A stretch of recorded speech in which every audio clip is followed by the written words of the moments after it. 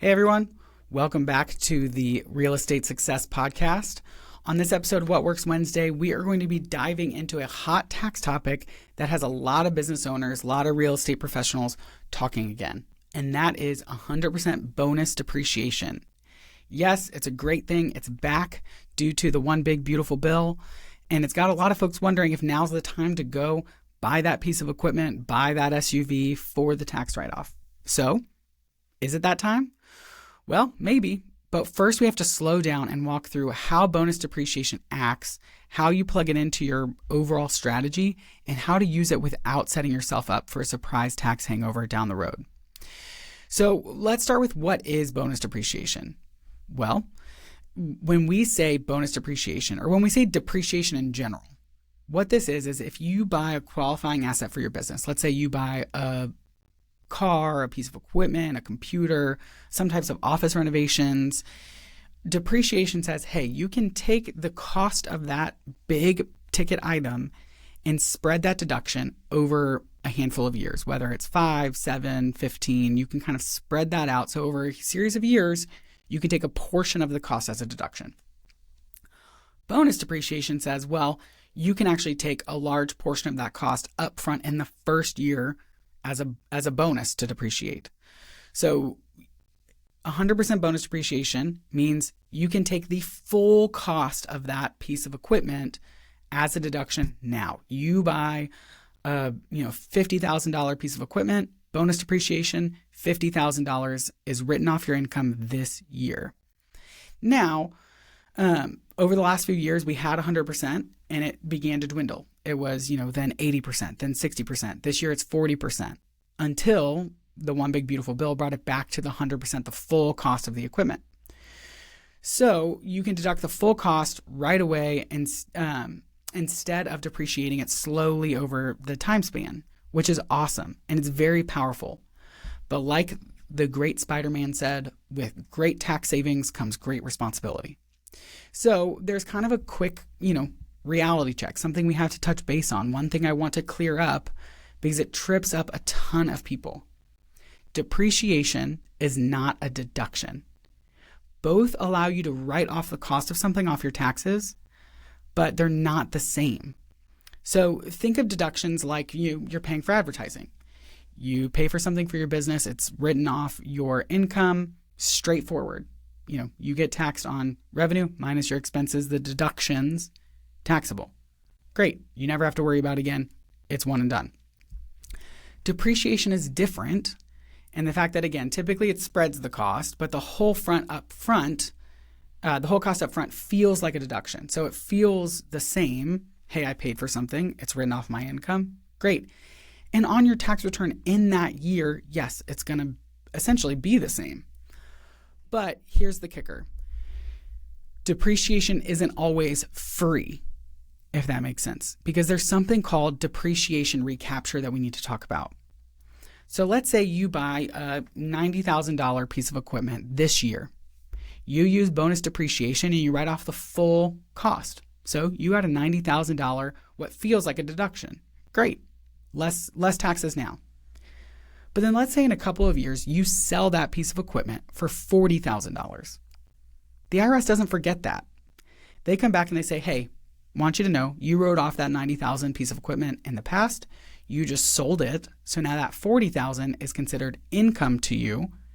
And so we want a piece of that. We're going to make you pay taxes on that. That's bonus depreciation. And it's typically taxed at ordinary income rates, not capital gains. So that doesn't mean depreciation recapture is something you really need to be aware of, but it doesn't mean, hey, you shouldn't use depreciation. You shouldn't take the write-off. It just means we need to plan ahead. We need to understand how this affects you in future years. And if there is a year where you're selling something that's been fully depreciated, well, we need to make sure we have a plan for that, either through, purchasing another replacement piece of equipment that we can depreciate or, utilizing other tools for deductions to kind of offset that added income you've just received by selling a fully depreciated piece of equipment. Now let's talk about the Section 179 deduction. This is something that is also very powerful, but also trips up a ton of people. And all these things get thrown around in the world of self-employment, in the world of real estate. And so it's just really important to understand what is Section 179, because it's used for many of the same types of purchases like vehicles and equipment. So depreciation, I buy it. Typically, I have to write off a piece of it over time, or I bonus depreciate it now. It's a full write-off. But then if I sell it, I have to pay it back. Section 179 is different in the fact that it doesn't create a payback situation, but you also can't write off the full cost to an extent. So there are limits on it. Limits are pretty high for most equipment. It's, $1.25 million. So you buy something for $1.25 million, you can Section 179 and deduct the whole thing. For vehicles, though, SUVs, which is where I most commonly see this used day to day, you actually have limitations. So let's use that example, buying an SUV, because that's where I see real estate professionals, realtors, real estate agents kind of falling into the Section 179 world. So, maybe you've heard or even considered you have an agent in your office that says, I'm buying a G-Wagon before the end of the year to get the write-off. So here's how that plays out. As long as the vehicle weighs over 6,000 pounds, you can use it 100%, and you use it more than 50% of the time for business. You can take the max Section 179 deduction, which is $30,300 this year. So when you're buying the vehicle, how that works is you buy the vehicle. Let's say it's, I'll go back to $90,000, a $90,000 car. You can write the Section 179 deduction off first. So you deduct a true deduction of the $30,300 on the vehicle. But then you can bonus depreciate the rest. So if it's $90,000, well, now you're left with $59,700. You depreciate that. And now you don't ever have to pay back the deductive piece. That doesn't get recaptured when you sell it. So we really prefer the Section 179 deduction. We love the Section 179 deduction because it is a true deduction. But we just need to be intentional because, if you're depreciating versus deduction doesn't have to get paid back if you sell, depreciation does. And when you're doing something like buying certain pieces of equipment, like a vehicle, sometimes you're taking both. And that's something you just have to, again, you got to make sure your paperwork, that you've dotted your I's, crossed your T's, that the IRS isn't going to come questioning it, and that you're not going to get hit with a huge tax bill whenever you sell that vehicle later.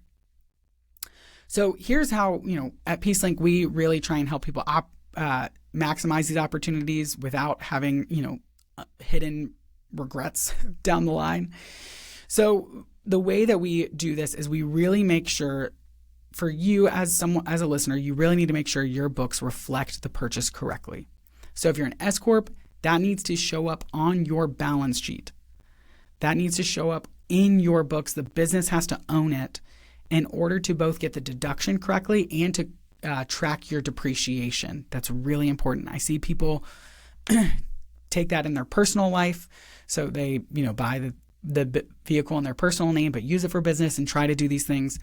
That works if you're just an LLC, if you're just self-employed. But if you're in that S Corp arena, you now need to have that on your balance sheet.